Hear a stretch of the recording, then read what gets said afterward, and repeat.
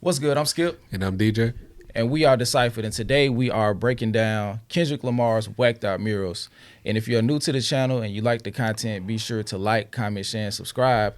And if you want additional content beyond what we have available on YouTube, you can become a YouTube member or you can join the Patreon and become a decoder. And before we get started with that, how you doing today? All right.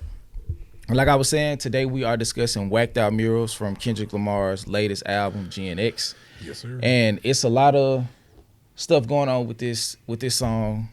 This is probably the most like overt he was throughout the project as far as like expressing how he felt regarding other people. And I want to get into some of that stuff. So I'm gonna let you go ahead and get started with the first verse, DJ, and then I'm gonna meet you where you at. I don't know. When was the last time we did the last episode?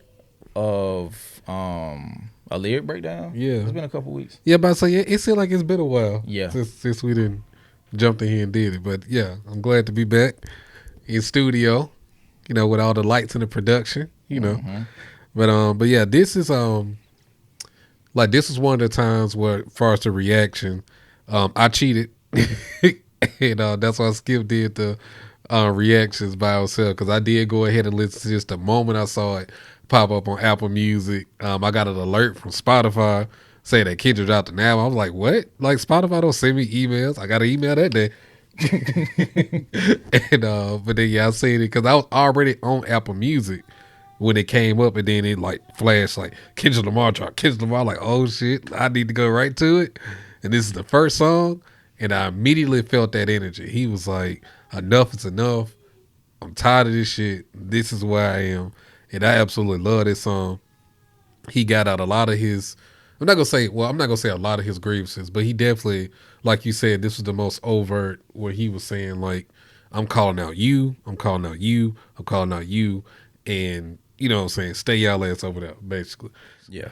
What do you think that bleep that part is right there? Okay. I'm going to put in a clip right here from one of my fellow content creators from the city that actually ended up going viral. Hey, I figured it out. What Kendrick said right here. I made the nigga Cole ask me for forgiveness. It's motivation if you wonder how I did it. I made the nigga Cole ask me for forgiveness. Going up your rank. How much y'all want to bet? No, you a god. What y'all think? Tell me in the comments. Let's get it. Thing he was saying was, he was hypothesizing that it was referring to Cole. I made that blank Cole beg me for forgiveness. I don't know, but like as far as making him beg for forgiveness, but that could be a possible way to end the line due to the rap image, the way that it ended, and rap image and all of that other stuff. But I don't know, man. It's one of those things that it's just gonna be up in the air for all eternity. But as far as like the rhyme pocket, I made the homie Cole beg for forgiveness, or the nigga Cole beg for forgiveness, it can kind of fit. But I didn't really give it too much thought. I kind of like leaned on that. Yeah. Like as far, well, I didn't lean on it, but I said, okay, it can possibly make sense if we look into the stuff that we were saying for Man in the Garden. Yeah. And a lot of the other stuff. Even Squabble Up. We didn't do a lyric breakdown for Squabble Up, but I feel like the second verse in Squabble Up is directly at Cole and Drake, of course. I think so. So too. yeah, I could see that where it would be, that line would be dedicated to J. Cole, where it could be possible. I see where it's plausible, rather. But I never tried to fill it in myself. But the reason I'm including our fellow content creator in here, because the one that I think he got like at least, it might be close to 2 million plays now, like as far as how it aggregated across different accounts. Yeah. But yeah, so a lot of people attach to that theory. So for the sake of that, we can run with it and just let it be what it is. Okay. But yeah, it used to be fuck that nigga. Now it's plural. And I really like, I wouldn't necessarily like that line, but I do like how he's just basically saying that I see all the bullshit. I see all y'all niggas flipping on me, turning on me, doing all this crazy shit. I'm just gonna say fuck y'all niggas and keep it pushing. And I like that he's not really giving a lot of credence to how people is saying like how he moved and things like that. I'm like, bro, I'm moving on my own time. I'm doing what's right for me in my career, what makes me happy, what was pleasing in my God eyes, and I just like how he's just drawing his line in the sand. Like I really, really, really rock with that. Let's see, what was the other one he said? Do you think this is a shot? He said that energy. He said somebody wiped out my murals. That energy will make niggas move to Europe. What do you mean? What do you think he means by that? I think he just meant run away. Just in general. Yeah. Like it was no shot. Like, cause I was trying to think, like, did anybody do that? This okay. So it's just not like, of note. Nah, I just Okay. think it's like make them run away. yeah. Let's see. Watching who do you think he was talking about? He said watching Panda with them backhanded compliments. J. Cole. I was thinking it was more so. I thought he's talking about like some of the streamers, like the reactors. I don't and- recall none of them apologizing. Well, I mean, backhanded Backhanded compliments. Oh, hold on, Yeah. real quick. I said this goes for anyone who showed love shrouded in hate or disdain for Dot. More notably, 50 Cent, Gilly, J. Cole, Elliot Wilson, Ice Cube, Elliot Wilson. etc. And etc. is all of the stream was like outside of academics because he ain't really showed no love. Yeah. Well, at least not during this he did, for sure. Yeah. So yeah, I said Cole, but yeah, it's really for all of these people. 50 Cent has extended his beyond the wrap up of the beef to where he just, I don't know, but whatever relationship he got with Drake is kind of akin to a lot of the other people too. Because I saw something today to where Vibes Cartel has music that's going to be released soon with Drake. Really? But in the last 2 weeks or so, he was talking about why he prefers Drake over Kendrick and why he think Drake is better than Kendrick. But it always comes back to some type of business connection. Yeah. It's like, oh, okay, so it's not, whatever you saying isn't even necessarily genuine or can be viewed as disingenuous because you have some type of underlying relationship with him. Yeah. Like y'all have exchanged finances in some type of way. And I feel like that is another reason why Drake feels so entitled to people because he's like, I'm doing things for you. So you should be On my beholden to me beyond any rationale or any common sense reason. Like, so I own you from the moment I do you a favor, even though the favor helps me as well. And see, I hate that mindset. I don't move with that shit because numbers don't move me, bro. Keep going. Because numbers can be manipulated, changed up, or whatever it is. And according to your lawsuit, they can be boosted. You know what I'm saying? With the allegations that you throwing out at MMG Drake or UMG Drake. But overall, I never judge it off of that. So the fact that all your relationships are so transactional, like nothing is genuine, speaks a lot about you as a person and your character. And when we look at the music, like we're looking at the music, like the quality and the content of the music. So that's what I'm basing it off of. And basing it off this beef, he out-rapped you, he outperformed you, he out-strategized you. He did everything possible better than you in this moment. It has nothing to do with how many number ones you got, how many singles has been on Billboard, XYZ. None of that shit matters at the end of the day when we're talking about the art. And the art, and if that's the perception that people are going with, that because Drake is has all the numbers and he's done this and that and all the business relationships, if that's what you're going off of, then we ain't got no business talking. And I think Kendrick is feeling the same way because you're not even putting in the same effort of quality like that I'm putting into my work. So we not on the same level. We don't converse like that. So Yeah, Drake, excuse me. The entity of Drake is corporate. So a lot of people didn't want to go against him because they felt like it would be to their disadvantage going forward. Yeah. So like if you got a working business relationship with him, I feel like he's been able to manipulate those relationships for clout. Yeah. Like that relationship validates me and allows me to Do what I do. just allows me to be like, okay, all of these people are in support of me, but really it's just a business relationship. And it's almost comes across like he's just mad that the separation is making his brand look bad. It's jeopardizing the brand that he's meticulously curated over all of this time, like being this mafioso dude. But if people are separating from you in the limelight, it makes the aura that you've created less grandstanding, less intimidating. Yeah, that too. It's like, bro, like, all right, we ain't fucking with you right now. Yeah. So if that's the case, and a lot of the stuff that people have ignored or allowed the shield to exist for because you're quote unquote number one and you're the numbers guy, if people get to a point, it's like, nah, we don't care about that. Like, right is right and wrong is wrong. And rap is rap. And rap is rap. And hip hop is hip hop and culture is the culture. Like, nah, we just gonna leave you where you at. And now you in a position where you gotta stand on that in your solitude, and it's not looking too good for him. But yeah, I never lost what I was for a rap image. Shit, I don't think he was.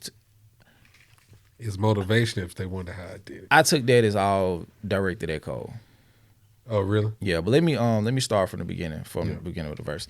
The intro, which was the mariachi singer in Spanish, I feel your presence here last night and we started to cry. And the post chorus is that reflects in your gaze that night, you and me. I still don't know exactly what that is. There has been a lot of chatter on social media and on the internet that is Gloria speaking, that's the pen, and the mariachi singer is representing the pen. I don't know how I feel about that. Yeah. That hasn't clicked for me, but I did just want to introduce it because that's what, so a lot of people saying on social media. But once I get an actual theory that I want to present, I'll make sure to do that because I'm just still catching stuff from Damn. So it could be nothing, but everything is something. For the Squabble Up video. Yeah, I mean, Kendrick's too intentional. I feel like it means something. We just ain't cracked the code yet. Yeah. But he said, I think the first thing I picked up was, it used to be F everybody, now it's plural. What started out as a battle with Drake has revealed more enemies and fake friends than Kendrick knew he had. And then I've been through it all, what you endured. I said the entire verse until this line. So everything from I've been through it all, what you endure, as Kendrick's path thus far has been littered with everything you could imagine. So this sudden energy shift and supposed tension isn't anything daunting to him. That's why it's like the love and hate is definite without a cure. And what he said before that, that's enough to make you niggas move to Europe. What did he say after that? Yeah, but it's regular for me, that's for sure. Yeah. So to meeting you where you was at, I watched him pander with the backhanded compliments. We already talked about that. I made the blank cold, beg me for forgiveness. I never lost who I am for a rap image. These lines as a couplet seem to aim at J. Cole and possibly give credence to the silence line being related to him as well, with the I made a nigga cold, beg me for forgiveness. And it was postured by Cole that he has lost who he was in his spirit when he did the apology on stage. Yeah. And that's also why I feel like he was talking about him when he backed up from the 7-minute drill on the Dreamville Fest stage. And I also said this could make those lines couple to make a bigger message. Cole lost the friendship, in air quotes, he was saying he cared about when he allowed the preservation of his rap persona via peer pressure and pride push him to say things that he didn't mean and would later apologize for and take back before Kendrick could respond. I mean, yeah, that's what happened, but I think J. Cole, those are his true feelings, bro. Like, you just don't have that, you don't say that type of shit without some type of credence to it. Like, if you never felt that way about Kendrick, you're not just gonna lie and make up some shit. You know what I'm saying? Like, if you've always been my dog, like, we go hoop, and I say Skip, I've always said, like, yeah, man, you always got a jump shot. Then I get mad at you and say, that nigga Skip can't shoot for shit. Speaking of, you got to see me hoop now. Oh, so you better? I just wasn't physically all the way right then. Okay. Yeah, you got to see me hoop now, but go ahead.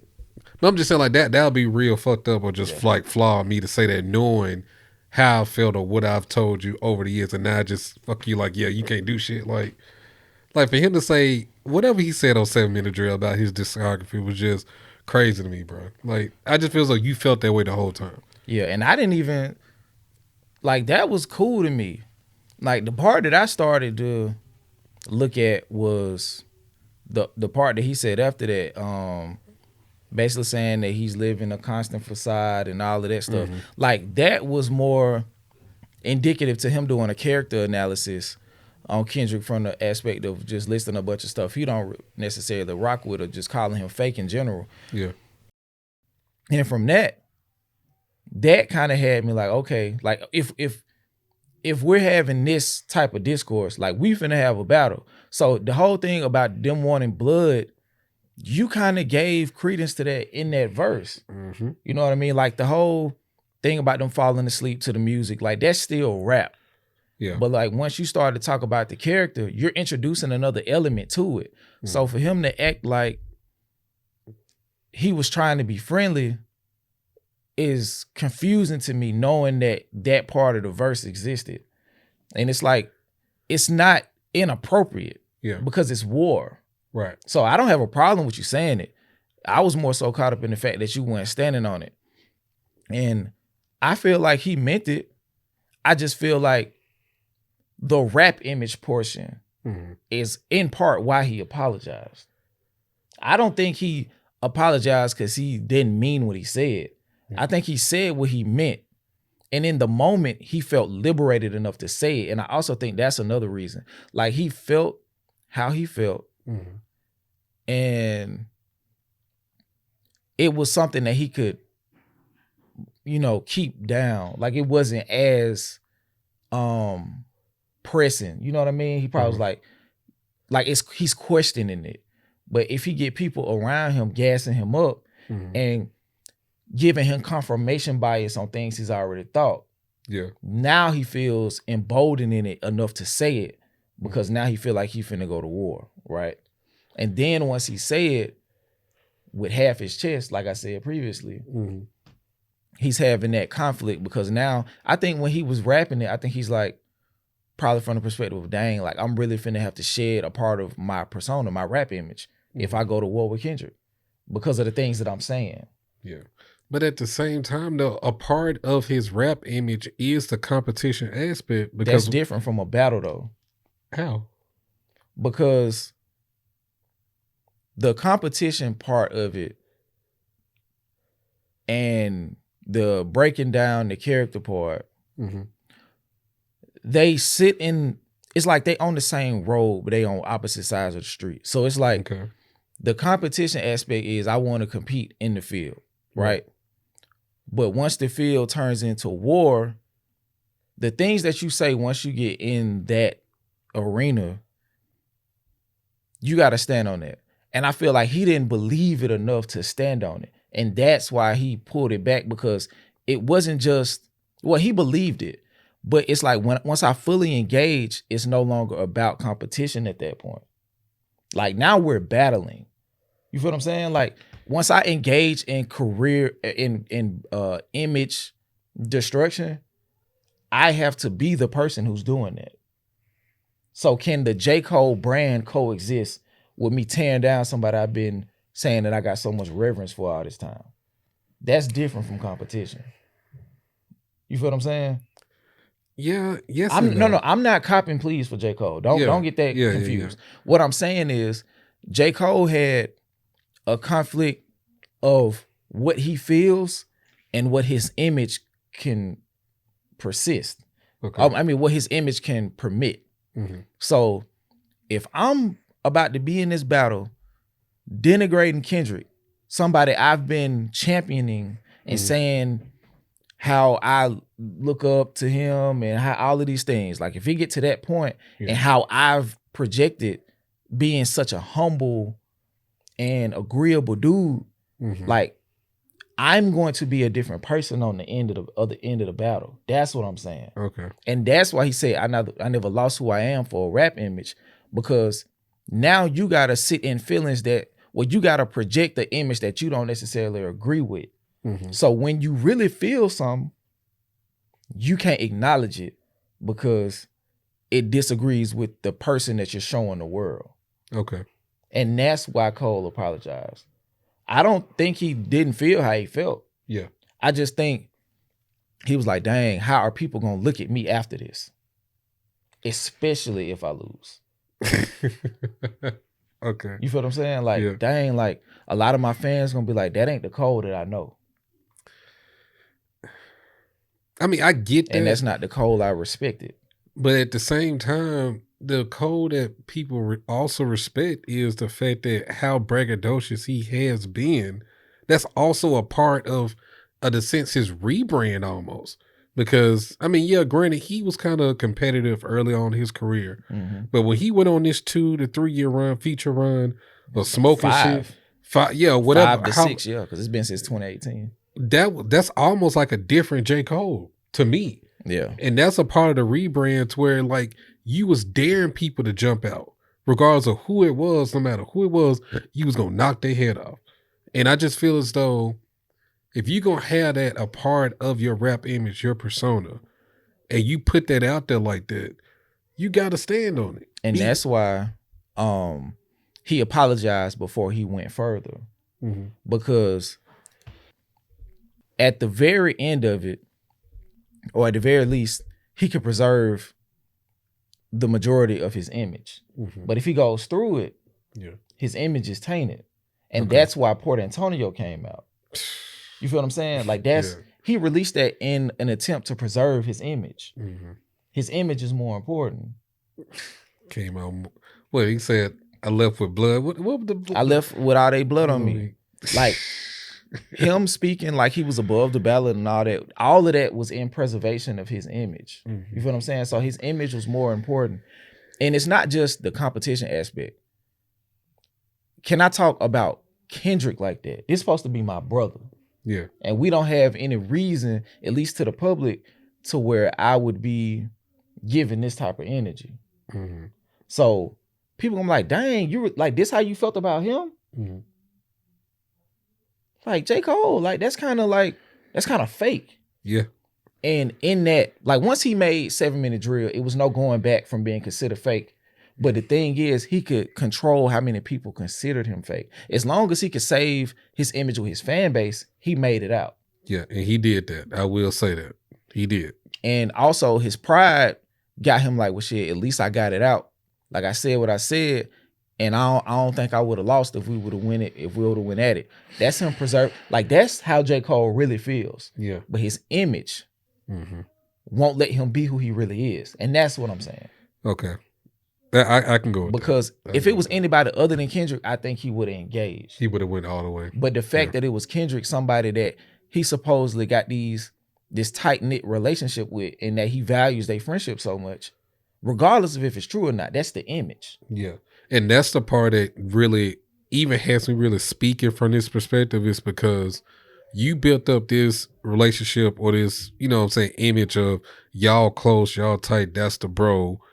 And you know what I'm saying? Like, if it's just supposed to be rap, just competition on who's rapping better, like, it's no reason for you to even say those type of things. Like, you're not going to go at his discography and, you know what I'm saying, him being fake and things like that, if y'all truly friends.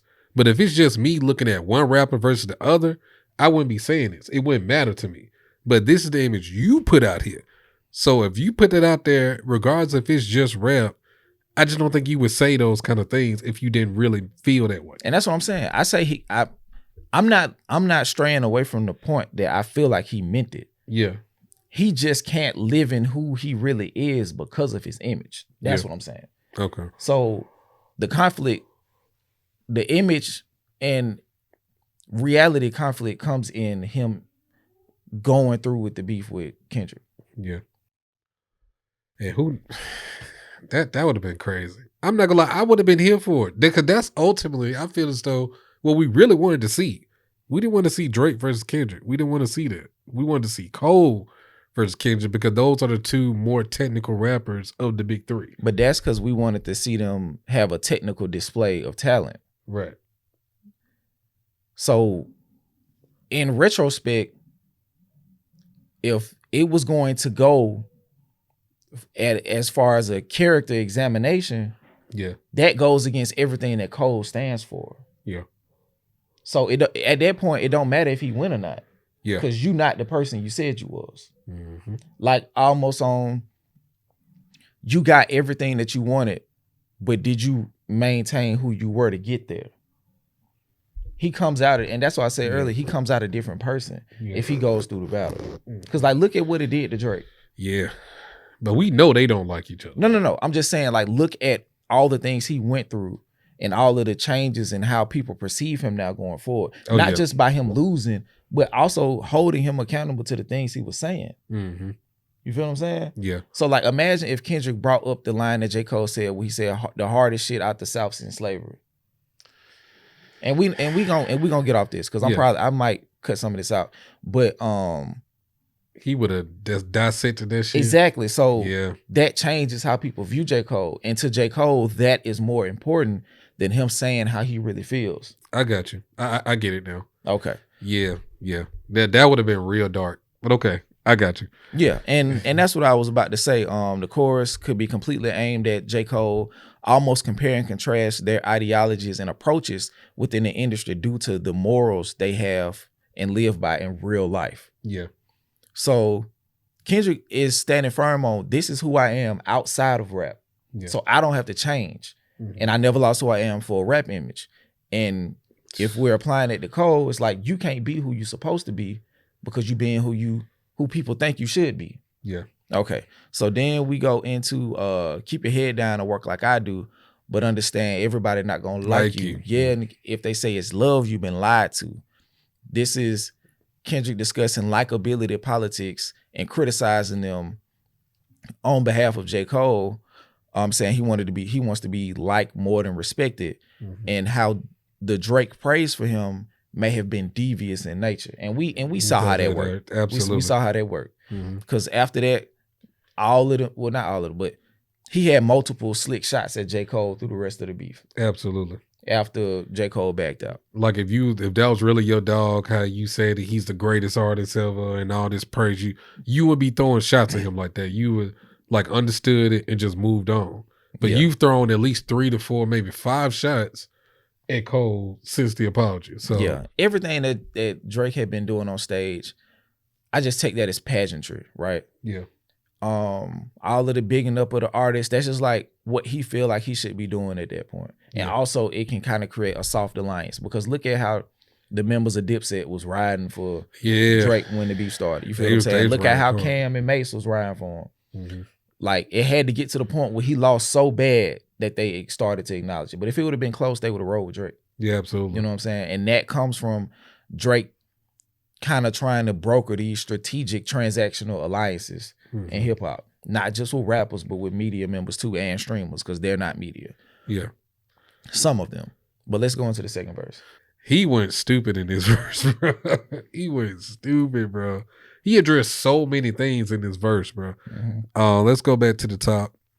As far as just like from a rap perspective, the GNX, the car. Did he sample Anita Baker on this album somewhere? Not to my knowledge, no. Okay. Well, Anita Baker, the tape deck, Sweet Love, Anita Baker, Sweet Love song. I like that. Fuck Apologies. I want to see y'all geeked up. I think that's another cold shot. Like if you gonna throw a 7-minute drill out there, stand on it and go, battle with your boy. Yeah. Like I want to see you and Drake get in this shit. Like I said, fuck the big 3. It's just Big Me. So I'm going at both of y'all. So I don't want to hear no apologies. Get on that shit. I want to hear you rap. Or just shut up. Yeah. Or just don't say nothing from the beginning. Yeah, he said, don't acknowledge me, then we can maybe say it's fair. Yeah, so if you're not gonna rap, then don't say shit. we can handle this another way. Take it to the internet, and I'm gonna take it there. That's more so for Drake, I feel, because he's always crossing the line in these shits, bro. Always, and he always like when he crossed the line, and then it doubles back, and it's detriment to him. Then he's the victim at that point, as we see now currently in the media. Like Drake is still playing the victim role, which is insane to me, but that's neither here nor there. Let's see. Now the whole Carter 3 Lil Wayne shit, I don't understand how anybody took that as a diss or a shot at Wayne. People don't have reading comprehension skills. I don't get it. He said irony. I think my hard work let Lil Wayne down. People don't get irony either. That's a literary device that, like, if they can't comprehend what they reading or what they listening to, they definitely don't understand irony. Yeah. So I'm just like, And then with Lil Wayne, of course, if he's really not as tapped in as he said he is, you really let the internet rile you up, talk all this shit, and then you jump out of there talking crazy, talking about the Super Bowl was taken from me and why y'all talking about me, don't wake the beast up, and like, stop it. It's like, stop it. And then people's really trying to champion a rap beef between Kendrick and Wayne. Like, they really wanted to see them rap. I didn't want to see that. They wanted somebody to avenge Drake's loss. They didn't care who it was. This has happened in a lot of different fields. Yeah. Like, it's crazy that Terrence Crawford and Kendrick Lamar linked because they experienced like the same thing, like that, beating the person who was being marketed as the bigger guy. Yeah. And Errol Spence beating him in landslide fashion, like to the point where it's undebatable, but people still gonna try to find reasons to make sense of it. You know what I'm saying? And it drags on for a long time. And any person that emerges, that fan base from Errol Spence or Drake translates to the next person because they want to see somebody avenge the loss of the person that they held at such high acclaim and watch to get dethroned in such an aggressive and clean sweeping fashion. So like, it's just when that type of stuff happens, like people they gotta cling to something else because they need the person that they were living vicariously through to be avenged so they can continue to walk with their head held high because they were living through that person so much. And I'm telling y'all, I love Wayne as far as like as an artist. He shaped a lot of what my influences are in terms of rap growing up. And, you know, Wayne is always going to be one of my top 10 favorite artists of all time, regardless if I don't think he's better than XYZ. Wayne's going to be there because he's earned that for me. However, if he would have really went back and forth with Kendrick, it would have been horrible. That shit would have got dark really, really fast. It's so much shit. If y'all thought he could dissect Drake the way he did, he probably would have did Wayne 1,000 times worse. It's so much more you can pull from with Wayne and really dissect, and that shit can get dark so quick. And I don't want that for Wayne, bro. So the fact that y'all was pushing for that shit mean that y'all don't care about that nigga like that. I'm just being real, bro. That shit would have got dark real quick. And y'all never would look at Wayne the same way. Because the older I get, there's certain things about Wayne that I kind of look at and be like, or was he really, you know what I'm saying? Like the conversations we be having. But ultimately, I still hold him in a high regard. And those things that I kind of look at kind of funny, I just kind of put them to the side a little bit. You know what I'm saying? I don't want that to taint my image of him. But all that shit would have came out in that beef. I'm telling you. So y'all better be glad it didn't go there. Yeah, and it would have been one of those things. It just wouldn't have been good for hip hop. Yeah. Like looking at it from the angle of Kendrick really has a deep reverence for Lil Wayne. Right. That alone makes me just not want to see it because once it gets to that point, like he really got to destroy a pillar of hip hop. Exactly. For no reason. Like they don't have static like that. Exactly. Like it's no genuine reason for them to go back and forth on Wacced like that. Yeah. Like and the mold Kendrick is in, he not gonna take it light on Wayne. Yeah. Especially if he was to jump out like that. Like you say, like it's so much material to use on Wayne. And it's a lot of stuff we already know, but it's like stuff that we hide from. So yeah. Just like with the Drake situation. Like a lot of people were saying, like Kendrick didn't say nothing that we didn't already know. Right. And that's sad when you really think about it because that means that a lot of these questionable things y'all have knowledge of, but y'all push it to the side because y'all chose to embrace the artist above holding the man accountable. And Kendrick just put it in a situation where now the culture is dependent on the acceptance and accountability being held towards that person. So letting Drake slide is almost like not hip hop. Yeah. But yeah, letting him slide is not hip hop. For as long as we have. And well, at this point the rubber has met the road. So now it's like the line has been drawn. So from this point forward, you're making a conscious decision as a listener to let him get away with the actions. And now you can see it now because all of the veil has been removed and everything he's been doing since the battle just further proves the things that were said in the battle. Yep.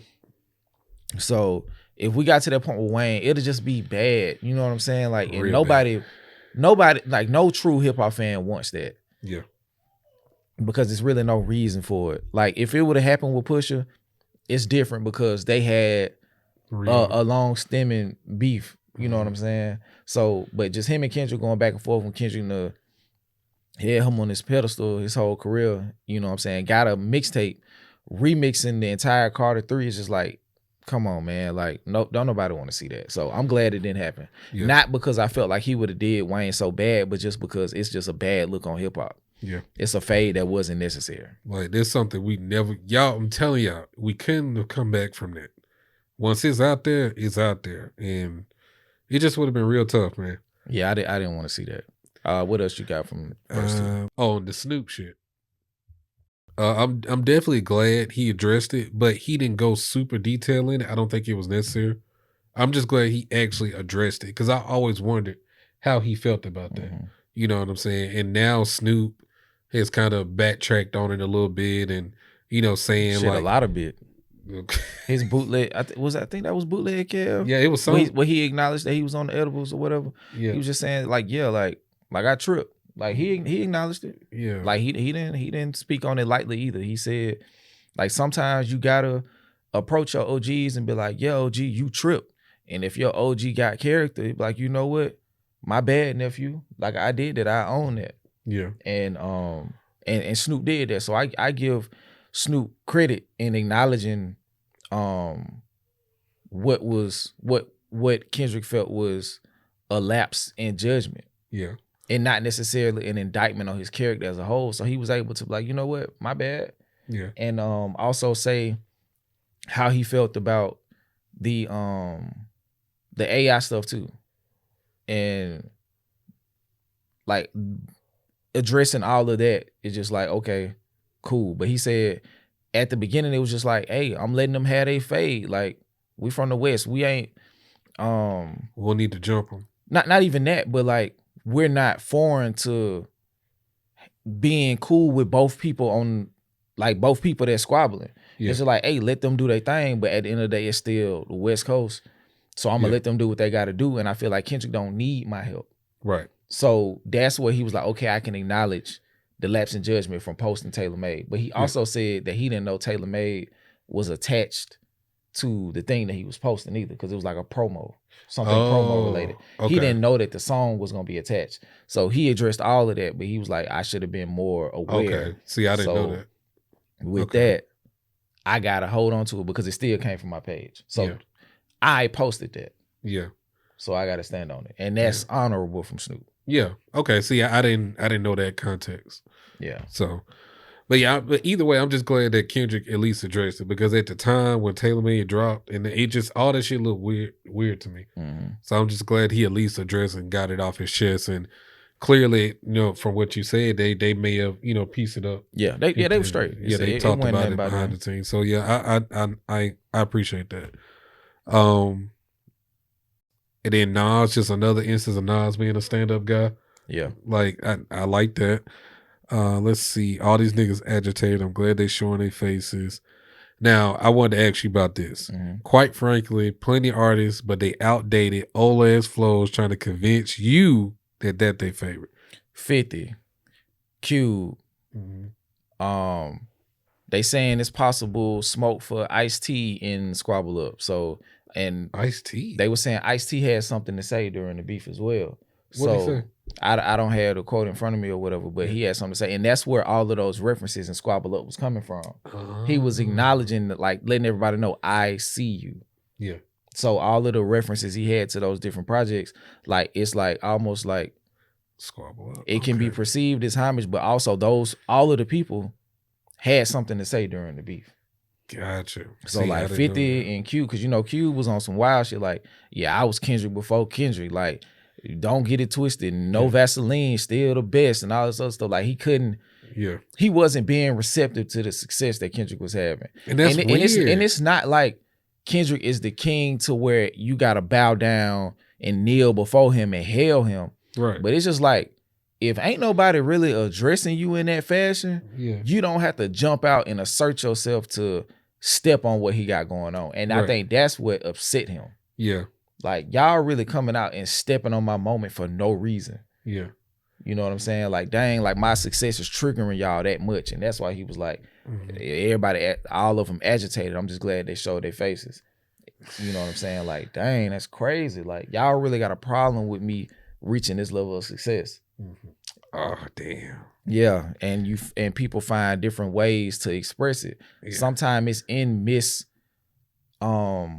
misappropriated love. You feel what I'm saying? Sometimes it's in straight up jealousy. Sometimes it's in a mixture of the two. Sometimes it's in a level of envy where they want you to flop just so you can be back where they was or back where they at.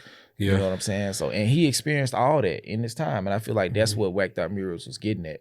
Like, I done seen it all from fake friendships to people stepping out and then coming back and apologizing, from people going as far as like, I'm realizing in this time that you really see me as an enemy, kind of, sort of. Like, he experienced the full spectrum of disdain, like, throughout the process of him going to war with Drake. And I think it's just like gave him a huge revelation. I'm like, dang, like, but I think also this comes with being the man too. What you mean? Realizing people not gonna be happy that you at the top. Oh yeah. Of course. I think cause Kendrick has always been at the helm as far as the culture and the artist concerned. Yeah. But now Kendrick is taking that step into the mainstream, having to accept that he is number one. Yeah. Cause it's always been the big three where it's just been, you know, some kind of just like a. Oh, no. Like, from the perspective, I'm saying Drake has been number one. Like, undeniably. Since 2011, 2012. I mean, if we look at numbers, yeah. I know, but that's what I'm saying. Like, the mainstream has placed Drake at the top. Mainstream. Like, when you look at publications mm-hmm. and all, like, especially like the hip hop stuff. Yeah. Like, as far as the face of hip hop, it's Drake. been Drake. Yeah. You're right. But when you look at like all of the accolades and accomplishments and stuff like that, as far as the art is concerned, Kendrick was always that guy. So it was 1A, 1B. Yeah. As far as Drake is the person we put in front for commerce sake. Yeah. But as far as the art part, which has taken a second place to the commerce, Drake was always number one. Yeah. But now with this beef and Kendrick decimating Drake, now Kendrick is number one, period. Yeah. Like, it's not a 1A, 1B anymore. Yeah, he blended both concepts. Yeah, like he's in the place that he really should have been the whole time. If people were putting culture first. Right. And putting art first, he would have always been number one. Gotcha. You know what I'm saying? And Drake would have been considered more of a pop artist that raps. Yeah. And Kendrick would have been the head of hip hop. And that's why all of it, whenever he drops, it creates a shift in the culture, whether it be just a verse, a song, an album, a soundtrack from Black Panther. Like, it always creates a shift or a shake in the culture. Right. And a lot of artists, whether they want to admit it or not, tend to take his lead. Yeah. You know what I mean? So. And yeah, with Drake, when he releases songs, I mean, yeah, they make a wave as far as radio play. They get played on the radio a lot. But in terms of people aren't really saying like, oh, that Drake verse was fire. He said XYZ, or he rapping like XYZ. It's just a typical Drake verse. Well, yeah, on the stuff that's more pop facing. So I agree. And a lot of his biggest records aren't really rap records. Yeah. So when you look at it from that, I won't say that they're not good. They just don't speak for the culture of hip hop. Right. It's just like, it's cool. Like, it's that. It's cool, yeah. It's passive, it's easily listened to. Like, Drake found a way to be digestible. Yes. And be great at being digestible for all this time. Yeah. But now it's looking like it's the shift towards being more artistic, creative, and pushing the genre forward. Like, Drake pushed it forward in his own way, but like, as far as what the hip hop culture itself needs to sustain itself, he wasn't necessarily doing that. No, not even necessarily. He wasn't doing that, period. Yeah. So this new era of just getting back to what it means to actually be a hip hop artist and taking that seriously, Kendrick is back at the forefront and being number one with all of the other things being attached to it, whether it be commerce, the front facing, the label, him being the primary pushed rap artist from the label, and all of that other stuff. He's in a state of that being new to him. And with that, you got to take in all the stuff that come with it. Like, people not going to like you. And I'm like, and it wasn't necessarily the beef that Kendrick really got this spotlight in terms of like the number side. He was already putting up numbers prior to this. Like, his tour, the Mr. Morale tour, was the biggest hip hop tour of all time before Drake did the second leg of his last tour. And that's what I'm saying. Like, so if Drake was, it's always been there. And people would ignore it. Right. Because they could always say that Drake was number one. And that's what I'm saying. Yeah. So now that Kendrick, like, now that you can't ignore what he's doing, that's what I'm saying. Like, he's at that point, like, and that's when you become numero uno. Yeah. When the things that you do can no longer be ignored. Right. Like, Damn just went diamond. You know what I mean? Like, and now all of his accolades are coming to the front. Effing Problems, that song is gonna be another diamond song that he got. DNA just went diamond, if I'm not mistaken. Oh, that's why people was talking about who had the better verse, Kendrick or Drake, on Effing Problems? I'm not sure, but possibly. But yeah, that just went diamond. So Gotcha. Damn went diamond. Good Kid, Mad City is the longest charting hip hop album on the Billboard. The album charts, whatever it is. Yeah. It's the longest charting album in history. You feel what I'm saying? Like, To Pimp a Butterfly is acclaimed as one of the best albums of the 2010s, and even beyond that, one of the best hip hop albums in the history of the genre. Right. You feel what I'm saying? Like, there are conversations now from notable, and I'm gonna say this again, notable journalists and hip hop analysts and avant-gardes of the space of Kendrick being in the top 5 of all time. Like, this is no longer a barbershop discussion. This is elevated to the top people in the space having this argument. Like, is Kendrick the GOAT?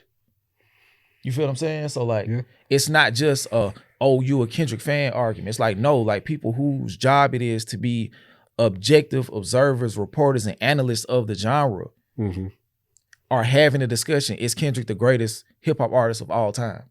And does Kendrick have some of the greatest music in music history? You feel what I'm saying? So like it's at that point now. So with that, that's going to bring a certain level of disdain from people who either can't do what you do, or the acknowledgement of you being great for what you do makes them feel a way about what they did. You feel what I'm saying? Because it's like, oh, y'all, if hip hop is turning to the culture and lyricism and all this other stuff, or this person is being championed, that might push what I did previously further down the line. Just like in basketball, like Shaq and Charles Barkley, like shitting on the younger guys. Yeah. Like, it ain't like it used to be in my day, because if it gets to a certain point, like, people won't discuss them at such a high acclaim anymore. So it's just it ain't just rap. Like, it just happens in anything. Like, shit, a person become employee of the month too many times. Folks in the building gonna start hating on him. Yeah. What he doing to be employee of the month? Yeah. You feel what I'm saying? It just happens. It's a part of the human condition. But let me did you finish with go verse ahead. 2? Okay, so let me that went through the whole verse, the F Apologist all the way to I'ma Take It There. That was possibly Cole, but possibly Wayne as well. Because I looked at it from the Wayne perspective as, don't acknowledge me and maybe we can say it's fair, take it to the internet, I'm gonna take it there. If you make a thing about how you're feeling and address me personally, I'm going to make it a thing. Oh, yeah. Because this whole thing was like, don't acknowledge me. If you keep saying how you feel, speaking in general terms, I'm gonna say it's fair. Because I can't say that your feelings aren't valid. Right. But if you address me, it's you and me now. Gotcha. You can say how you feel all you want to. I have feelings toward what you're saying, but I'm not taking it as an act of aggression towards me. I'm just like, dang, the irony. I think my hard work let Lil Wayne down. But if it turns into, dang, Lil Wayne is really attacking me, oh, we finna squabble. Squabble you know what I'm saying? Yeah. And with the J. Cole thing on it too, because of course the if apologies, that's definitely towards J. Cole. And he said, don't acknowledge me like going forward. Don't acknowledge me again. Because maybe I just let it rock. Yeah. But if you diss me again, say something else. I'm gonna beat you. Mention the big three again. No, not just the big three. Mention me. Because I think we beyond the point of that. Like now it's like put a name on the bullet. Yeah. So if you're gonna shoot at me and you bring my name up, I'm smoking you. Because that's where it said I'm not holding back no more. So from used to up the Carter 3 all the way to I drew the line in decimals, not acknowledging Kendrick and his loaded. Okay, we passed that. Yeah. Kendrick says it's fair as long as Wayne doesn't press the line and make his intentions and feelings toward him known, or he will respond harshly. Now Kendrick is side-eyeing everybody.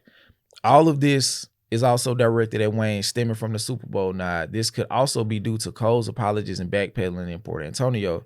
And then we go into the Snoop posted Taylor made all the way to Let It Go, just nudging that Snoop like that shit was lame, but I still love you. Like he didn't really shoot at him. It was just like, dang, bro, like for real. And then we get into won the Super Bowl. Nas the only one congratulating me all the way to Convince the Favorite. You know, of course, salute to Nas, like, and then the Man at the Garden having similar remix to one mic, and also Nas being the actual man at the Garden, you know, when he sold out Madison Square Garden. And I think he did something related to Kendrick or something that Kendrick held in high esteem that night. But he was like, salute to Nas, the rest of y'all old niggas suck. And still trying to sway the opinions of the people to think you really like that. Ice Cube, Wayne, 50 Cent, and possibly Lupe. Oh yeah, hell and the reason for that is because now, since it's been a while since Wacced Out Murals came out, and now we see that there are rumors circulating that Lupe had something possibly, allegedly, had something to do with the creation of Push-Ups and Taylor Made Freestyle, or Taylor Made and Family Matters being behind the pen. That makes Lupe look even crazier. And then shout out to Justin Hunt, the company man. He was saying that the old ass soul, which I probably built them pyramids, was a nudge at Lupe because he has a song titled Pyramids. So yeah. Yes, sir. And then that takes me into the next thing. Old Soul, I probably built the pyramids, Ducking Strays and the Nickersons, Where You From, Not Where I'm From, We All Indigenous, all the way to 16 to be specific. Like we were saying on the live we did the other day, I feel like the Where You From, Not Where I'm From, We All Indigenous, that's possibly a triple entendre, because it could be like Where You From with the gang shit. Cause you know, that's just standard LA walk down. Where's you from? Where you from? You feel what I'm saying? Yeah. Like, and then where you from as far as coming off of Ducking Strays and the Nickersons, like I'm so rooted in hip hop, like I was battling in areas where you had the duck getting shot at. Like I'm that cemented in it that I was willing to risk life and limb to pursue my dream. So I'm that different with there's literally my video pursuit with it. evidence, proof to show I was there in these areas. Yeah, and then the third part, Where You From, Not Where I'm From, We All Indigenous, could go back to something, just going back to the motherland. Because if we all originate from there, in essence, we're all indigenous. Right. You feel what I'm saying? Or shit, it could even be another layer to it. Like we're all indigenous to America, but you still not where I'm from. So it could kind of even be a Drake shot. Like, cause you not where I'm from, we all indigenous. Like we're here. Yeah. Like we all from, like, cause it's a lot of things, like black people, a lot of us were already here as well. You know what I'm saying? So that even ties into it. So I don't want to gas and say it's a quadruple entendre, but there are multiple different layers that could apply to this verse. I mean, that could apply to this. We're all indigenous. Say, y'all run to America to imitate this heritage. What do you say? But yeah, they run to America to imitate heritage, but they can't imitate this violence. That's crazy. Saying that is innate to how we get down in America, which can also add credence to the part of we all indigenous being this is where we from and you not where we from. Not like us. So you don't have what we have, which could tie it back into the culture part. Like I'm so cemented in hip hop culture, I was risking getting shot to have freestyle battles. You know what I'm saying? Yeah. And that place that I was at could also be the where you from. At any moment you get ran down on and you got to squabble against all odds, I squabble up. And Against All Odds, I showed up as a gentleman, which is another nod to Pac as well. Yeah. You feel what I'm saying? And then goes into the I've lost plenty of friends, 16 to be specific.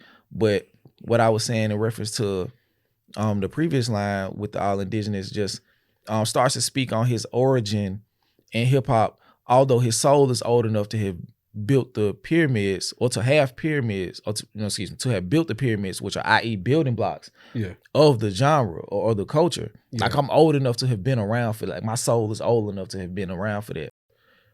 Or it goes into his lineage and all that other stuff. Reincarnated. Yeah, so put it on my kids' children. We gonna see the future first. All the way to I'm doing what COVID did. They'll never get over it. Mm-hmm. And I said he's emphasizing drawing a line in the sand. They burn bridges they'll never be able to cross again, and they'll feel the effects of everything that I've done in this moment, like the effects of long COVID. They'll never get over it. Yeah. And that's a double entendre because it goes back to the bridge. Like you burned the bridge. Mm-hmm. So not only will you never get over that bridge again, you'll never get over what I'm doing. But then on top of that, also with COVID took millions of lives that people are still being affected from to this day. So that's something that they'll never. 2020, the year 2020 goes down as history as probably the most eventful years ever in terms of the impact that it had on the world. Yeah, and 2024, as far as the wrath of Kendrick and him stepping into this anointing as the face of hip hop culture and hip hop commerce. Yeah. Like what he did this year, like the people that feel a way about it, they'll never get over it because they gotta deal with it. And you gotta respect it. Like the quality speaks for itself. When you go back and run each of those songs, you hear it, you feel it. That's what he said, fuck a double entendre. I want y'all to feel this shit. Mm-hmm. Like all this shit was extremely, extremely direct. At Drake, like you cannot sneaking in double entendres. At this, like, come on, that part tripped me out every time he said because it's like right after that he started dropping double entendres. Yeah, so it's just hard for you to deny what he did. Yeah. That's for sure. And the fact that Drake was so unprepared, he wasn't even able to counter with even something half as good. It makes it even worse.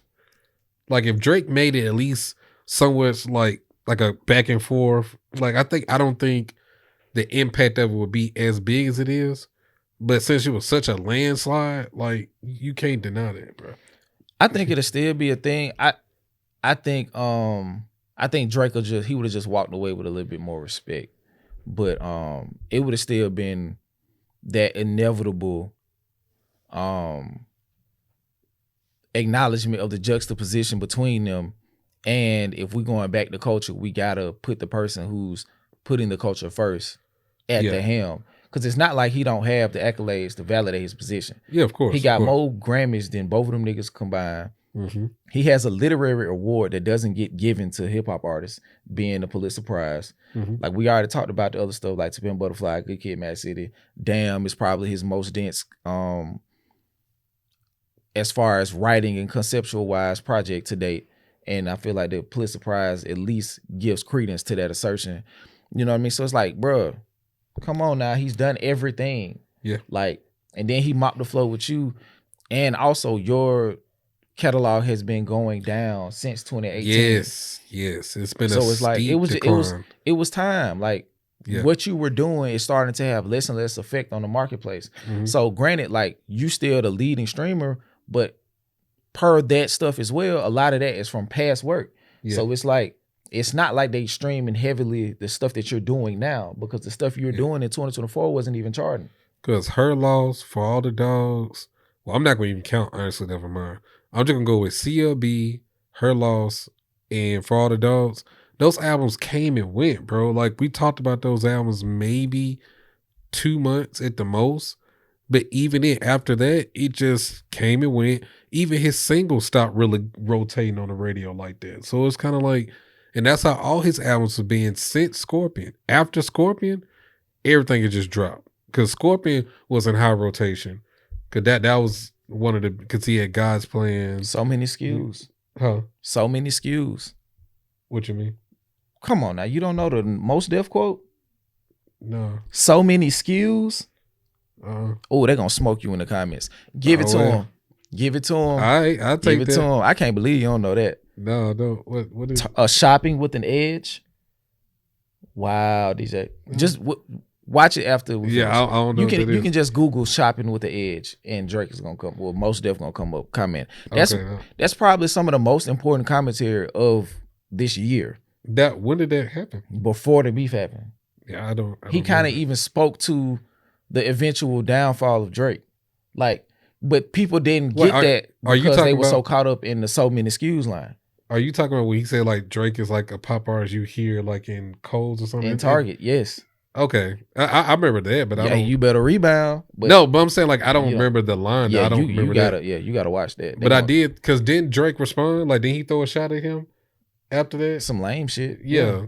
I remember that, but yeah, I don't know the full context of that. But the so many SKUs, to further what you're saying, is yeah, he continues to put stuff out, and it's Yeah. a product. That's what he was saying. There's so many products.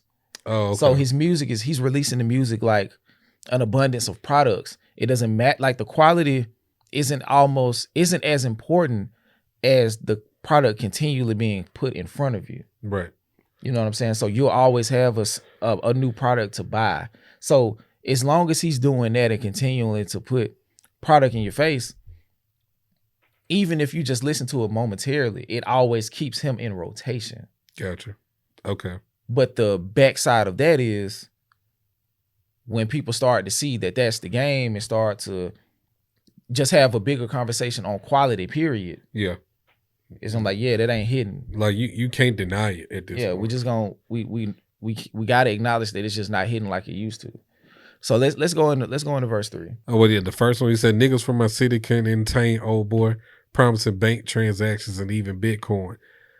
I think this is really speaking to where I feel as though Drake, whatever ties he still has to the West Coast or LA, he was really relying on those things to stand. Like YG, for example, throwing his name in the song, like, you know, my nigga, you ain't really banging saying my nigga YG, CB. Like, I think he was still relying on those relationships to get him through like the beef, and that shit didn't happen. YG was like, no, fuck nigga, like don't mention me. I mean, Game kind of still stood 10 toes with him, but for the most part, the relationships Drake thought he had would still be there is not there, and I think he's starting to realize that now, for sure. Going forward in that verse, I'm taking that supremely literal, because he was saying like, because that part all the way to take him to hell with me. Yeah. No, even further than that, it could If the money got in the hands of a crash down yeah, he's talking about literal money. He's saying like, hey, like Drake was attempting to put money in the street on Kendrick, whether that be for information, whether that be for whatever the case is. Uh-huh. And Kendrick understanding where he's from and what happens in the street when you put money in the street, he took that deeper than anything that Drake could have said in the battle. Yeah. And that's why he's saying it'll never be a truce. I'm never piecing it up with him. Before I do that, I kill him and take myself out of here too. Yeah. You feel what I'm saying? Like, no, like we will never, it'll never be a truce. I'm never piecing it up, because the implications behind what he was doing is probably deeper than something that he could even acknowledge. Yeah. Like, don't even have the awareness of, which also goes into the slogan of they not like us. Like, he don't even realize what he doing for real. Yeah. And if he do, he definitely know that this way deeper than rap when you made those steps. Like, and that probably charged me punishing you how I did. I mean, that's a facade Drake tried to put up with the MOB mob ties like type lifestyle. He tried to make it seem like he's really of that ilk, of that life. But and I'm like, you're not like that, bro. And that's what I'm saying. So if he's not like that and he just running his mouth, yeah, and he don't really understand the intricacies of what he did, you know what I'm saying? Like, I take it the way that it's really meant to be taken. So just know, regardless of if you understand what you did something that ain't no going back from. And if you did, you know it'll never be a truce, and it's always going to be what it is, because you showed a real life act of aggression on me. Like, you put my life and the life of those that love me and that I love in jeopardy potentially if somebody would have took you up on that offer. Like, people get hit all the time. Yeah. So like, if you actually put a hit out on me, or you put just money in the streets for whatever, and a crash dummy got that, and that goes into something we can't go back from, me just knowing that you took that route is something we can never be cool about. Could jeopardize regardless my of family, if you know about it. Exactly. and burden the ones who love me. Yeah. Niggas mad because I decided not to pretend. Y'all can stay politically correct. I'm gonna do what I did. Ain't no sympathy here. That shit's hilarious. You feel me? So like, let's go back to it from the beginning. What we say, niggas mad. Okay, so here you go. No treading lightly. When it's smoke, it's fire over here. I couldn't care to save relationships that's fake anyway to keep the peace. I think that's another, like, and that's just with anybody. It's like, okay, if it's real, it's real. Yeah. Let's not continue to beat around the bush and pretend it's not what it really is. Yeah. If we actually taking acts of aggression in real life, I don't have to pretend for rap's sake. Yeah. Like I already don't like you. Well, I don't like what you represent. Because he continued to say, I don't hate you. I just dislike what you represent. And I think you got issues that people are ignoring to keep the peace with you. Yeah. But since you bringing it to my doorstep, I'm going to acknowledge all of these things that I see about you in rap form. And whether you acknowledge it, all of the people got no choice but to acknowledge it, or at least acknowledge that it exists. You can feel how you feel after the fact, but you got to acknowledge it. And now Drake is in a perpetual spiral of trying to either accept it or trying to manipulate his way out of it. And he don't know how to respond to that, because now he feel like everybody is looking at him weird, but people been looking at you weird. Now the blinder is just gone. Yeah. And it's just been made super duper unavoidable now. Like, it was supposed to be a friendly phase. You should keep it that way. And he chose not to, and he got embarrassed in front of everybody. Like, if it was just supposed to be rap, let's just rap and just keep it there. But you put money in the streets and trying to get information on me and my family, or you like trying to get people to set me up and all this other, like, at this point, it's deeper than rap. Yeah. At this point. So I get it. And he also said, or I'm paraphrasing, but 10 toes down when it's wartime, a bunch of overinflated voices and egos with no actual power, i.e. media and streamers backing Drake and Diss and Dot, whether that be What's the Dirt, Aiden Ross, Gilly, Cam and Mace for a time, 50 Cent, because he's kind of in media now. It's a lot of Funk Flex. Just a lot of people who were riding for Drake. And it's nothing wrong with, well, if your job is to be Funk Flex? Yes, Funk Flex. He was riding with Drake? Yes. Really? I must have missed that. He had a statement about something. He didn't continue it. Yeah. But like shit, Fat Joe sold this year. Yeah, I did. I did see sold about Fat Joe this year. You feel what I'm saying? Like, it's like people wanted Kendrick to lose. Yeah. It's different from wanting to see it happen and having an opinion on who you think will win or lose. But there were a lot of people in prominent places who wanted him to lose. Yeah, because they can't see the status quo change. And were posturing to drive the narrative that Kendrick was at a disadvantage after Push Up and Taylor Made drop. They were trying to end it before Kendrick could respond. Yep. And that was a lot of people. Yes. Just like the post that you put in the group chat today, like, it's amazing how the narrative shifted. Like how people was like Drake, like people wanted Drake to lose. No, they didn't. No. The media was crafting a narrative to where it almost was going to be too late by the time Kendrick responded. Yeah, that's what I was saying before. Like when Drake changed the narrative and the rules on rap and hip hop battling, if you don't respond within a certain amount of time, everything you say after that is null and void. It don't matter, which is stupid. Yeah, that's not hip hop. Like Jay-Z and Nas, like it was months between the takeover and Ether. Yeah. Like you can't change the rules to fit you. And that just goes to show that you don't respect the art form for real, because you feeling like you can manipulate it and mold it to your liking. Yeah. You're not bigger than the program. And I feel like that's a big lesson that he learned. Yeah. You know what I mean? And that's why he looking stupid now, because he thought everybody was going to hold him down or hold him up in spite of who he was. Yeah. You feel what I'm saying? And that's why he going back and forth with LeBron now and talking about, I'm going to air out your secrets. Yeah. Which is insane. But, yeah, you telling him to drop. You've been holding on to that song for 4 years. either drop it or shut your mouth and all that. Yeah, Like, just talking crazy. like Posting pictures of his manager and all this stuff. Like, they was really, like, active. Like, yeah, being agitators in that space. Like, mm-hmm. when Kendrick wasn't, like, between push-ups and Euphoria. Yeah. And it's a lot of opinions, but no power to carry. And that's what I was saying. A bunch of overinflated voices and egos with no actual power to like move the culture forward. And that's media and streamers. And quit your job and pay the real niggas they severance. Like, I take that two ways. Like, being petty, I kind of like, he was talking about J. Cole and Dreamville, but like the real aspect of what he was talking about was if we're taking the lines in sequence, he's talking about all the fake people in media. Like, y'all get out of the way and pay the real niggas they severance. So all of the people whose job is really to uphold and push the culture forward as far as the voices in journalism and media and hip hop, pay them your severance. Like, just get out. Like, leave with nothing because you gave nothing.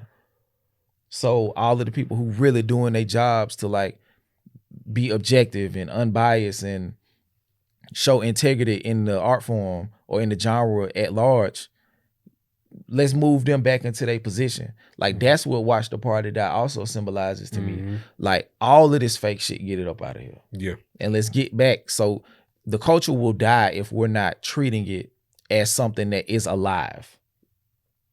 As long as it stays a check and y'all do whatever for the check, eventually y'all, the check gonna run out. Yeah. Because like we saw with Lupe, and this new AI thing going on, the conversation we was having with Absa, shout out to Absa, and then what we were having on the live when it was just me and you the other day, this AI revolution, if Lupe doing that for a check, and then it turns into a thing where you're no longer needed because you cashed out, or you was check chasing and let the culture be damned for a check. If everybody does that, the culture will be dead in 20 years. Or 10 years. I about to say quicker than that. You feel me? So like, nah, we got to take back the reins of the culture. And by that, we can also start to control the way the commerce is regulated. Because if the culture dictates what is art and what's being appreciated, then the labels will have no choice but to adjust. Because they're worried about money at the end of the day. Yeah. So, don't insult my intelligence. Don't insult my intelligence. I'm not one for the television, all the way to pandering to pick a side, let me do it for you.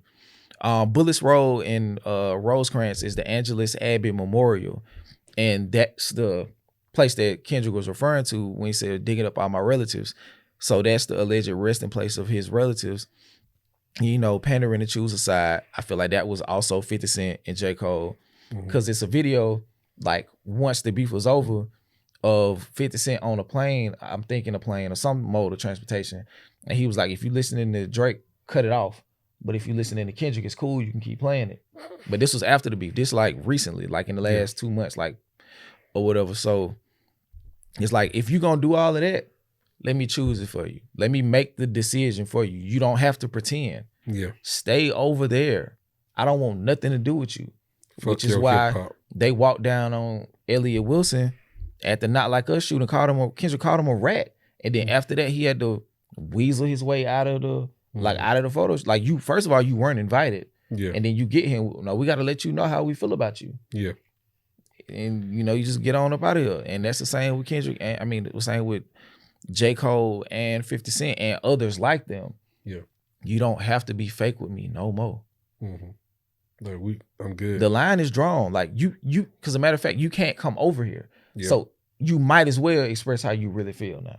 And Elliott Wilson is definitely doing that now with the run that he's going on. Cause I sent you that clip with him talking to Roy and Maul. Yeah.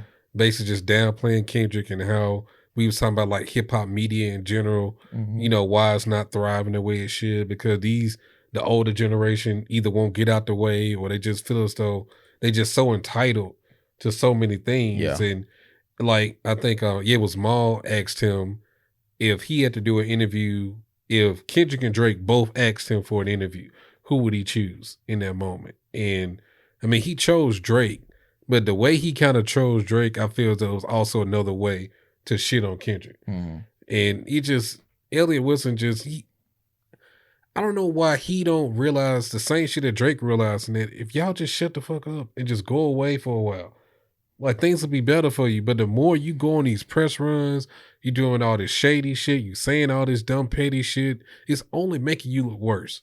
But that's the thing. Like they feel like the show got to keep going while they're trying to further themselves and maintain their brand. Like the culture is moving past them in a sense. Yeah. So in a way to keep up, like, or not in a way to keep up, but they feel like they're entitled to be at a certain place. So they're going to attack the people who are existing in those spaces now. Now, granted, you might have, because I don't know, and we're not going to continue on this, but I don't 100% disagree with Elliot, but I 2000% disagree with how he's handling the situation. Yeah. And that's making him look silly. And also that's destroying his credibility. I mean, his credibility will always be there, but his integrity is shaky now. Yeah, that's the word. Integrity. Because if it doesn't meet the ends to him, he's not in favor of it. Yeah. And that's a lot of people. And like I was saying right here, like Maul and Act, like you can't run from this loud truth. Everybody that's like them, being Maul and Act, and now Elliot Wilson and all these other people in media, it's time to expose the real and fake. You feel what I'm saying? Like we're not dealing with that other side no more. But no juice inside of my cup, all the way to both of them. You know, of course, we already, you know, and talked about the Andrew Schultz thing. Was it Andrew? Yeah, Andrew Schultz. Yeah, Andrew Schultz. And him responding in the most disgusting way possible. And with the propaganda agents, like i.e. Roy and Maul, Act 50, Gilly, you know, all them dudes. And then the dudes from Shits and Gigs, like he was saying, the niggas who cooned and niggas who being groomed slide on both of them. So it's like, it almost like he wasn't even really addressing Andrew Schultz. He addressing black, like all of this is an indictment on black culture. You know what I mean? So it's like if you are a person that this white man feel like he can get this shit off in front of, it's something wrong with you. Yeah, so that's who he was really addressing. You cooning. Yeah. And you being groomed to coon. Like you being groomed to paint narratives. And I feel like he was kind of speaking to Act with that. Like with Act having like back channel conversations with Drake and all of this stuff, and then turned into a PR agent for Drake and marketing Drake and all this other stuff. Like you were groomed into that position. So I got a problem with both of those type of people. Right.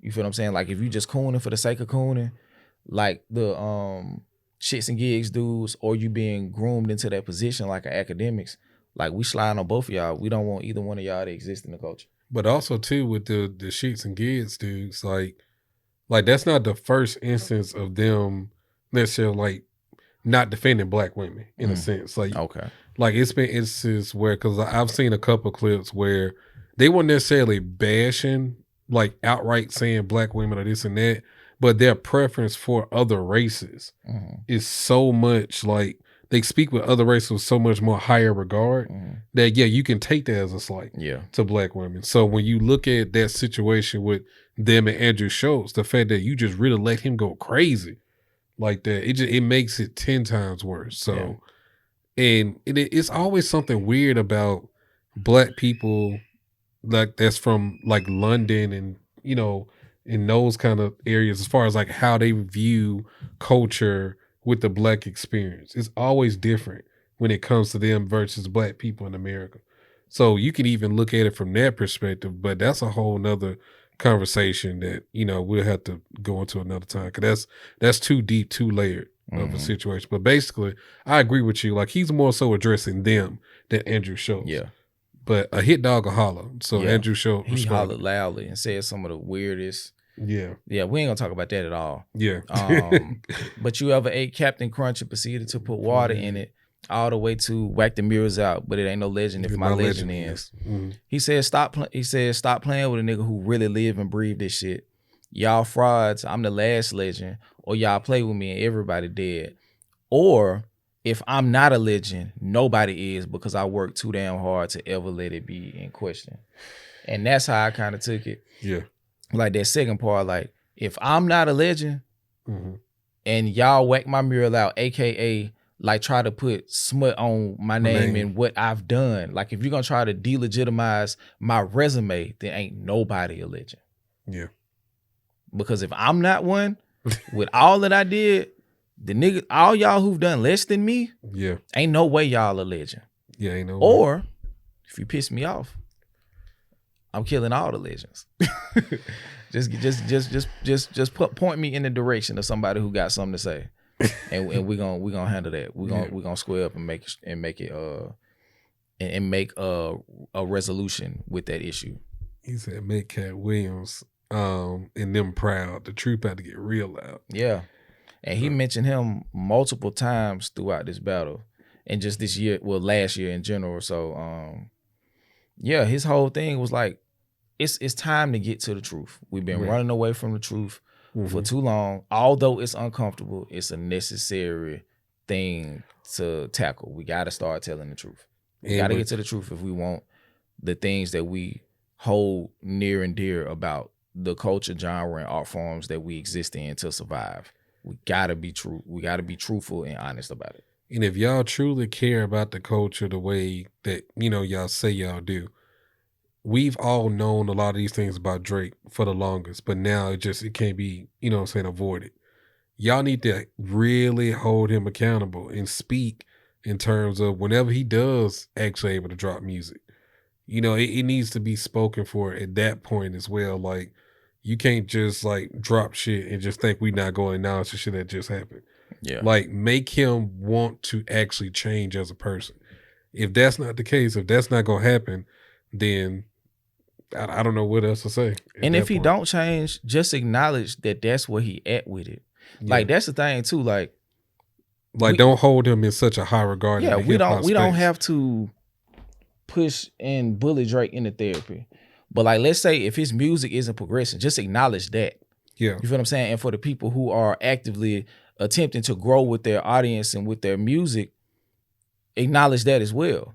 Yeah. And like, okay, Drake is back out. Like, it's good tunes for the young kids. Yeah. And if that's what it is, that's what it is. Or if the quality isn't up to par with the position that he's in, it's nothing wrong with acknowledging that. It's nothing wrong with being truthful, because not being truthful gets you in a position where it's rap artists thinking it's cool to help revolutionize AI technology in hip hop. Yeah. We got to start telling niggas the truth, because if we want this to survive, we got to, and we got to start holding people accountable. And if you don't want to listen to what's being told when it's the actual honest to God truth, we got to find a way to get you out of your position. That's it. That's all. It's really not that much more complicated than that. If you don't care about the culture, you don't deserve a spot in the culture. That's it. I ain't got nothing. That's a perfect way to end that off. Like, that's it. That's all. Yeah, I ain't got nothing to say to that. But yeah, man, thank y'all for tuning into another episode of DeCypherEd. I am Skip. This is my brother DJ. Yes, sir. If you like the content, be sure to like, comment, share, and subscribe. And if you want additional content, come over to the Patreon. The link will be in the description, or join the YouTube member section. We'll have stuff going over there as well. Shout out to all of the new members who've been coming in and the new patrons. We appreciate you all.